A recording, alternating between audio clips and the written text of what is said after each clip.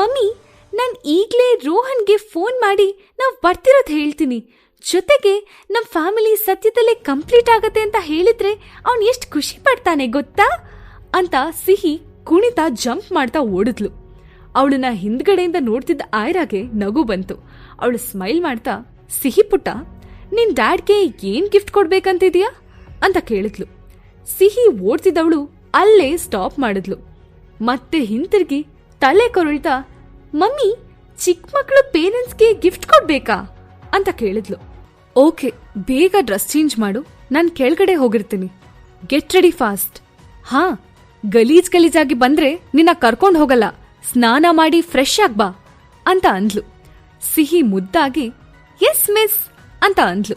ನಿರ್ಮಲಾ ಅವಳ ಗಂಡನ ಹತ್ರ ಕಂಪ್ಲೇಂಟ್ ಮಾಡ್ತಿರೋವಾಗ್ಲೇ ಅನ್ಎಕ್ಸ್ಪೆಕ್ಟೆಡ್ಲಿ ಸುಕನ್ಯಾ ಅವ್ರ ಬಂಗ್ಲೆ ಮುಂದೆ ಇಳ್ದಿದ್ಲು. ನಿರ್ಮಲಾ ಹಿಂದೆ ಓಡ್ಕೊಂಡ್ ಬಂದ ಸುಕನ್ಯಾ ಮುಖನೂ ಪೂರಿ ಹಾಗೆ ಊಪ್ಕೊಂಡಿತ್ತು. ಅವಳ ಕಣ್ ಅತ್ತು ರೆಡ್ ಆಗಿತ್ತು. ಸುಕನ್ಯಾ ತನ್ನ ಅಣ್ಣಂಗೆ ನಡೆದಿರೋ ವಿಷಯನ ನೇರವಾಗಿ ಹೇಳಿದ್ಲು. ಎಲ್ಲಾನು ಹೇಳಿ ಆಮೇಲೆ ನಿರ್ಮಲಾ ತನ್ ಮೇಲೆ ಕೈ ಮಾಡಿದ್ಲು ಅಂತ ಊಪ್ಕೊಂಡಿರೋ ಕೆನ್ನೆನ ತೋರ್ಸಿದ್ಲು. ನಾನ್ ಮದ್ವೆ ಆಗಿ ಇಷ್ಟು ವರ್ಷ ಆಯ್ತು. ಹೌದು, ನಾನೀ ಮನೆಗೋಸ್ಕರ ಹೊರಗಡೆ ಹೋಗಿ ದುಡ್ದಿಲ್ಲ. ಬಿಸ್ನೆಸ್, ಕಂಪನಿ ಅಂತ ಓಡಾಡ್ದೆ ಒಬ್ಬ ನಾರ್ಮಲ್ ಹೌಸ್ ವೈಫ್ ಆಗಿ ಮನೆನ ನಿಭಾಯಿಸಿದ್ದೀನಿ. ಈ ಮನೆಗೋಸ್ಕರ ನನ್ ಲೈಫ್ನ ಇಟ್ಟಿದ್ದೀನಿ. ಆದ್ರೆ ನೀವಿಬ್ರು ಈಗ ನನ್ ವಿರುದ್ಧ ಗ್ರೂಪಿಸಂ ಮಾಡ್ತಿದ್ದೀರಾ. ನಮ್ಮ ರಜಪೂತ್ ಫ್ಯಾಮಿಲಿ ನಿಮ್ಮ ದೇಸಾಯಿ ಫ್ಯಾಮಿಲಿಗಿಂತ ಕೆಳಮಟ್ಟದ್ದು ಅಂತ ನೀವು ಅಂದ್ಕೊಂಡಿದ್ದೀರಾ. ನನ್ನ ತವರಿಗೆ ಹೋಗ್ತೀನಿ. ನಿಮ್ಗೆ ನಾನಿಲ್ಲ ಜೀವನ ಅರ್ಥ ಆಗ್ಬೇಕು ಅಂತ ಹೇಳ್ಕೊಂಡು ಅಳೋಕ್ ಶುರು ಮಾಡಿದ್ಲು. ಅವ್ರು ಯಾರೂ ಮಾತಾಡ್ಲಿಲ್ಲ. ಅಷ್ಟ್ ಹೇಳಿ ನಿರ್ಮಲಾ ಅಲ್ಲಿಂದ ನಿಜವಾಗ್ಲೂ ಬಟ್ಟೆ ಪ್ಯಾಕ್ ಮಾಡ್ಕೊಂಡು ತನ್ನ ತವ್ರ ಮನೆಗೆ ಹೊರಟೋದ್ಲು. ಆಮೇಲೆ ರವೀಶ್ ಸುಕನ್ಯಾಗೆ ಸಮಾಧಾನ ಮಾಡಿ ಅವಳನ್ನ ವಾಪಸ್ ಕಳಿಸ್ಕೊಟ್ರು. ನಿರ್ಮಲಾ ಮನ್ಸಿಗೆ ನೆಮ್ಮದಿ ಸಿಗೋವರೆಗೂ ಅವಳು ತವ್ರ ಮನೇಲಿ ಇರ್ಲಿ, ಆಮೇಲೆ ವಾಪಸ್ ಬರ್ತಾಳೆ ಅಂತ ಅವ್ರು ಹೇಳಿದ್ರು. ಮಾರ್ನಿಂಗ್ ರವೀಶ್ಗೆ ತುಂಬಾ ಇಂಪಾರ್ಟೆಂಟ್ ಮೀಟಿಂಗ್ ಇತ್ತು. ಅವರು ಬ್ಯುಸಿ ಆಗಿದ್ರು. ಸುಕನ್ಯಾ ಹೇಗಾದ್ರೂ ಮಾಡಿ ನಿರ್ಮಲಾನ ಕರ್ಕೊಂಡ್ ಬಾ ಅಂತ ರವೀಶ್ಗೆ ರಿಕ್ವೆಸ್ಟ್ ಮಾಡ್ಕೊಂಡಿದ್ಲು. ಆದ್ರೆ ರವೀಶ್ ಅವಳು ಮಾಡಿರೋ ತಪ್ಪನ್ನ ಒಪ್ಕೊಂಡ್ರೆ ಮಾತ್ರ ಮನೆಗ್ ಬರೋಕೆ ಅವಕಾಶ ಕೊಡ್ತೀನಿ ಅಂತ ಹೇಳ್ಬಿಟ್ಟಿದ್ರು. ಸುಕನ್ಯಾ ಅದೇ ವಿಷಯನ ಆಯ್ರಾಗ್ ಹೇಳಿದ್ರು. ನಿರ್ಮಲಾ ಯಾಕೆ ತನ್ನ ಮತ್ತು ತನ್ನ ಅಣ್ಣನ ಮಧ್ಯ ಜಗಳ ತಂದಿರ್ತಾಳೆ, ಮನಸ್ತಾಪ ತರ್ತಾಳೆ ಅನ್ನೋದು ಬಿಡಿಸಲಾಗದ ಒಗಟಾಗಿತ್ತು. ಅದೇ ವಿಷಯದ ಬಗ್ಗೆ ಡೀಪ್ ಆಗಿ ಯೋಚಿಸ್ತಾ ಕೂತಿದ್ಲು ಸುಕನ್ಯಾ. ಡೋರಲ್ಲಿ ಕೆಲಸದವನು ಕಾಣಿಸ್ಕೊಂಡ. ಮೇಡಮ್, ನಿಮ್ಮನ್ನ ಹುಡ್ಕೊಂಡು ದೇಸಾಯಿ ಫ್ಯಾಮಿಲಿಯವ್ರು ಬಂದಿದ್ದಾರೆ ಅಂತ ಅಂದ. ಅವಳು ತಲೆ ಕೊಡವಿ ನಿಂತ್ಕೋಬೇಕು ಅಂತಿರುವಾಗ್ಲೇ ನಿರ್ಮಲಾ ಒಳಗಡೆ ಬಂದ್ಲು. ಸುಕನ್ಯಾ, ಈಗ ನಿಂಗ್ ಸಂತೋಷ ಆಯ್ತಾ? ನನ್ ಜೀವನನ ಹಾಳ್ ಮಾಡ್ಬಿಟ್ಟೆ ನೀನು. ನನ್ ಲೈಫ್ನ ಚಿತ್ರ ಮಾಡ್ಬಿಟ್ಯಲ್ಲ. ಆರ್ ಯು ಹ್ಯಾಪಿ ಅಂತ ಕೇಳಿದ್ಲು. ಸುಕನ್ಯಾ ಹುಪ್ಪುಗಂಟಿಕ್ಕಿ, ನೀನ್ ಮತ್ತೆ ನನ್ನ ನೋಡೋಕ್ ಬಂದಿದ್ಯಾ ಅಂದ್ರೆ ನಿನ್ ತಪ್ಪು ನಿನಗೆ ಅರ್ಥ ಆಗಿರುತ್ತೆ ಅಂದ್ಕೊಂಡೆ. ಬಟ್ ಇಲ್ಲ, ನೀನು ನಿನ್ ತಪ್ಪನ್ನ ಒಪ್ಕೋತಿಲ್ಲ ಅಂತ ಹೇಳಿದ್ಲು. ಏನು ತಪ್ಪು ಒಪ್ಕೊಳ್ಳೋದಾ? ನಾನೇನ್ ಮಿಸ್ಟೇಕ್ ಮಾಡಿದ್ದೀನಿ ಅಂತ ಒಪ್ಕೋಬೇಕು? ನಾನು ಒಪ್ಕೊಳ್ಳಲ್ಲ ಅಂತ ಖಾರವಾಗಿ ಹೇಳಿದ್ಲು. ರವೀಶ್ ಇನ್ನೂ ನನ್ನ ವಾಪಸ್ ಕರ್ಕೊಂಡು ಹೋಗೋಕೆ ಬರ್ಲಿಲ್ಲ. ಅದಕ್ಕೆ ಕಾರಣ ನೀನೇ ಆಗಿರ್ತೀಯ. ನನ್ನ ವಾಪಸ್ ಮನೆಗ್ ಕರ್ಕೊಂಡು ಹೋಗ್ಬೇಡ ಅಂತ ನೀನು ನಿನ್ನ ಅಣ್ಣನ ತಲೆಯಲ್ಲಿ ತುಂಬಿರ್ತೀಯ ಅಂತ ನನಗ್ ಗೊತ್ತು. ಒಂದ್ ವೇಳೆ ನನ್ನ ದೇಸಾಯಿ ಬಂಗ್ಲೆಲಿ ಇಲ್ಲ ಅಂದ್ರೆ ಆ ಫ್ಯಾಮಿಲಿನೂ ನಿಂದೆ ಆಗತ್ತಲ್ಲ. ದೇಸಾಯಿ ಮನೆಯಲ್ಲೂ ರಾಣಿ ಹಾಗೆ ಮೆರಿಬೇಕು ಅಂತ ನಿನ್ನ ಆಸೆ ಅಂತ ಸರ್ಕಾಸ್ಟಿಕ್ ಆಗಿ ನಿರ್ಮಲಾ ಹೇಳಿದ್ಲು. ನಾನು ದೇಸಾಯಿ ಫ್ಯಾಮಿಲಿ ಮಗಳು, ಆದ್ರೆ ನನ್ನ ಕುಟುಂಬ ಮಲ್ಹೋತ್ರಾ ಫ್ಯಾಮಿಲಿ. ನೀನ್ ಯಾಕೆ ನಿನ್ನ ಗಂಡನ್ ಮನೆನ, ನಿನ್ನ ಫ್ಯಾಮಿಲಿ ಗೌರವನ ಬೀದಿಗೆ ತರ್ತಿದ್ಯಾ ಅಂತ ನನಗ್ ಗೊತ್ತಾಗ್ತಿಲ್ಲ. ನಿನ್ ಮಿಸ್ಟೇಕ್ನ ನೀನ್ ತಿದ್ಕೊಂಡು ಬದುಕೋದ್ ನೋಡು. ಸುಮ್ನೆ ನನ್ ಜೀವನಕ್ಕೆ ಕೈ ಹಾಕಿ ಒದೆ ತಿನ್ಬೇಡ ಅಂತ ಸುಕನ್ಯಾ ಹೇಳಿದ್ಲು. ಮೆರಿ, ನೀನ್ ಎಷ್ಟು ಮೆರಿತೀಯ ಅಂತ ನಾನು ನೋಡ್ತೀನಿ. ನಾನೀಗ ಇಲ್ಲಿಗೆ ಬಂದಿದ್ದು ಒಂದು ಇಂಪಾರ್ಟೆಂಟ್ ವಿಷಯನ ಹೇಳೋಕೆ. ನೀವ್ ಅಣ್ಣ ತಂಗಿ ಯಾವಾಗ್ಲೂ ನನ್ನ ಕೀಳ ಕಾಣ್ತಿದ್ದು ನನ್ನ ತವರು ಮನೆ ರಜಪೂತ್ ಫ್ಯಾಮಿಲಿ ನಿಮ್ಮಷ್ಟು ರಿಚ್ ಅಲ್ಲ ಅಂತ. ಅದ್ ನನಗ್ ಚೆನ್ನಾಗ್ ಗೊತ್ತು.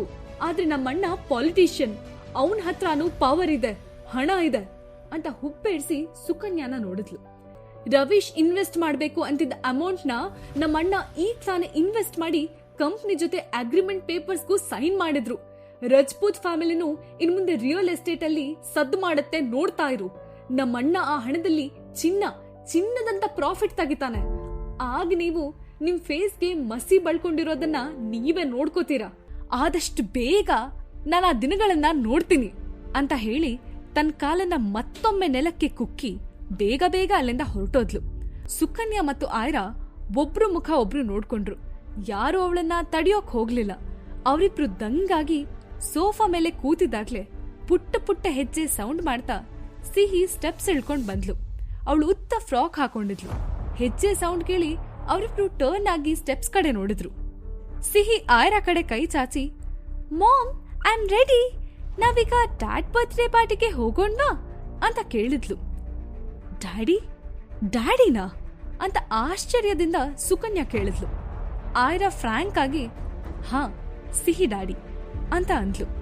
ಅಂದ್ರೆ ಸಿಹಿ ತಂದೆ ಮಂಗಳೂರಲ್ಲೇ ಇದ್ದಾರಾ ಅಂತ ಕಣ್ಣರಿಳಿಸಿ ಕೇಳಿದ್ರು ಸುಕನ್ಯಾ.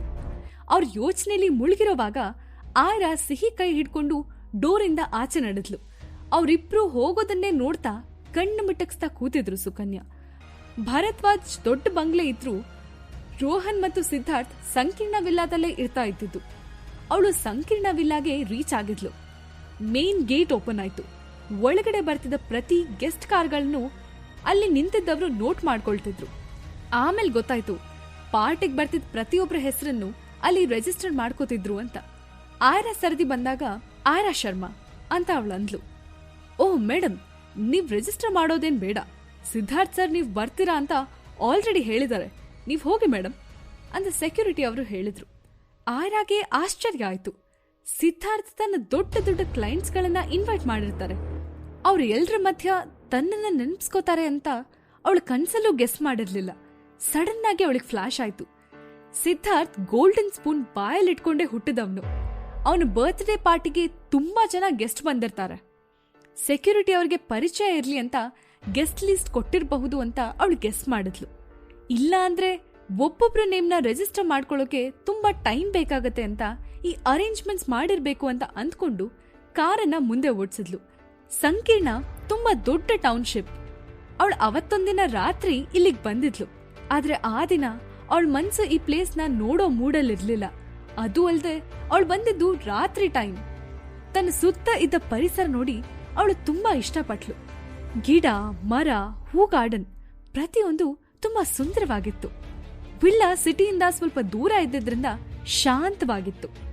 ಹತ್ರ ಎಲ್ಲೋ ಬೀಚ್ ಇತ್ತು. ಸಮುದ್ರದ ಅಲೆಗಳು ಬಡಿತಿರೋ ಶಬ್ದ ಕೇಳಿಸ್ತಿತ್ತು. ತಂಪಾದ ಗಾಳಿ ಕೂಡ ಮನ್ಸಿಗೆ ಹಿತ ಕೊಡ್ತಿತ್ತು. ಸಂಕೀರ್ಣ ವಿಲ್ಲಾ ಕಾಂಪೌಂಡ್ ಮಧ್ಯ ಚಿಕ್ಕ ಕೊಳ ಇತ್ತು. ಸುತ್ತಲೂ ಹೂಗಳರಳಿದ್ವು. ಬೆಟ್ಟ ಗುಡ್ಡಗಳ ಸಾಲಲ್ಲಿ ಆ ವಿಲ್ಲಾ ಪ್ರಕೃತಿ ಸಹಜವಾಗಿ ಎತ್ತು ನಿಂತಿರೋ ಹಾಗೆ ಕಾಣಿಸ್ತಿತ್ತು. ಅವಳು ಆ ಕಡೆ ಈ ಕಡೆ ನೋಡ್ತಾ ಡ್ರೈವ್ ಮಾಡ್ತಾ ಕಾರ್ನರ್ ಅಲ್ಲಿ ಕಾರ್ ಟರ್ನ್ ಮಾಡಿದ್ಲು. ಸಡನ್ ಆಗಿ ಯಾರೋ ಅವಳ ಕಾರ್ ಮುಂದ್ಗಡೆ ಬಂದ್ರು. ಜೀವನದ ನಿಗೂಢವಾದ ಕಥೆಯನ್ನ ತಿಳ್ಕೋಬೇಕಂದ್ರೆ ಈಗಲೇ ಡೌನ್ಲೋಡ್ ಮಾಡಿ ಪಾಕೆಟ್ FM ಮತ್ತು ಕೇಳಿ ಐರಾ. ಲಿಂಕ್ ಡಿಸ್ಕ್ರಿಪ್ಷನ್ ನಲ್ಲಿ ಇದೆ.